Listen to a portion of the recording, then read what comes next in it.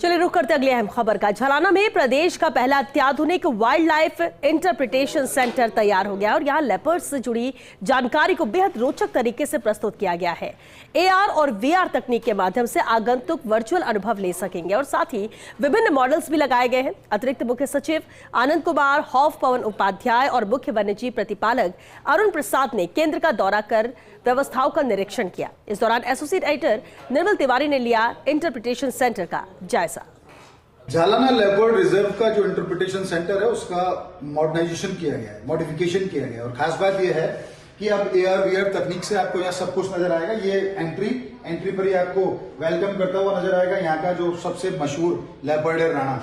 अब इधर मैं आपको दिखाऊंगा, इधर कुछ ये जितना बताया गया एडोप ऑफ द लेपर्ड इन जयपुर, किस तरह के लेपर्ड्स का आवास रहता है। और खास बात देखिए, अब हम इधर आएंगे तो एक ये पूरा मैप नजर आएगा आपको। इसकी खास बात ये है कि ये लिखेगा contour map of Jhalana leopard reserve. अगर हमने ये बताया कि हमें इसका रिजर्व में शिकार अवधि कहाँ है तो अपन करेंगे तो वहां दिखाई देगी। इसके साथ हम पूछेंगे इसमें मंदिर कहाँ है, कालका माता मंदिर और तमाम मंदिर इसमें दिखेंगे, यहाँ के वाटर पॉइंट्स दिखेंगे। मेरे साथ इस समय चिराग मौजूद है। चिराग, किस तरह से ये तैयार किया पूरा, कितना समय लगा इसमें समय?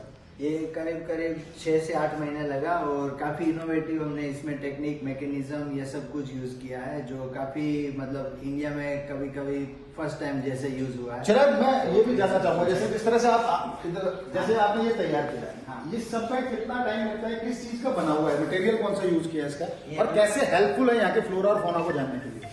ये पूरा फाइबर ग्लास मटेरियल से बना हुआ। पहले क्ले मॉडलिंग करते हैं, उसका लाइफ साइज मॉडल्स बनाते हैं, फिर उसको ये जो है फाइबर ग्लास डाई कास्टिंग करना पड़ता है। Okay. और ये इसमें हमने ऐसा कॉन्सेप्ट है कि लेपर्ड कितना वेट लेकर पेड़ के ऊपर अपने मुंह से, हाँ ये दिखाया भी, हम इसको दिखाने की कोशिश करेंगे। जब इसको मैनुअली हम इसको खींचते हैं तो बहुत ताकत लगानी इसमें पड़ती है, बहुत ताकत लगानी पड़ती है। तो ऐसे में लेपर्ड जो बहुत इंसान से बहुत छोटा भी होता है आकार में, लेकिन उसकी स्ट्रेंथ कितनी है वो दिखाने की कोशिश की है। यहाँ संदीप भी है। संदीप, किस तरह से ये पूरा ये तैयार किया, बर्ड कॉल्स इसमें दिखाइए, कैसे एक बार बताएं इसका डिमॉन्स करके भी। अगर हमें साउंड है, ये कॉमन टेल बोर्ड देखनी है तो हमें ये इंडियन पीता, ये ब्लैक रम्पर्ड है, ये आपको यहाँ नजर आएंगे और इसके साथ साथ इसकी चर्पिंग, इसकी आवाज भी आपको यहाँ सुनाई देगी।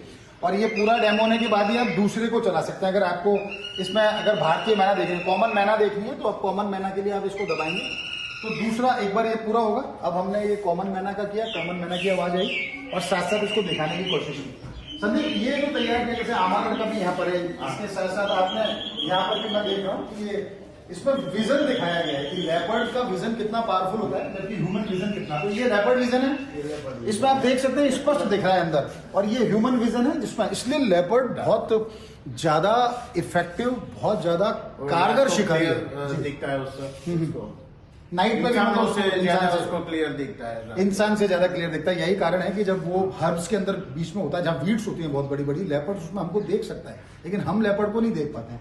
इधर भी मैं चिराग से भी जानने की कोशिश करूंगा। चिराग और संदीप दोनों चूंकि अहमदाबाद से हैं और इस तरह के बहुत सारी जगह बना चुके हैं। ये किस तरह से आपने तैयार किया, इसके बारे में बताइए। इधर आइए प्लीज। ये ऐसा कॉन्सेप्ट था जो कि जनरली हमको वर्ल्ड में देखने नहीं मिलता कि वो जब किल करता है, हंट करता है तो अपने जो रिट्रैक्टेबल क्लोज है वो ओपन हो जाते हैं।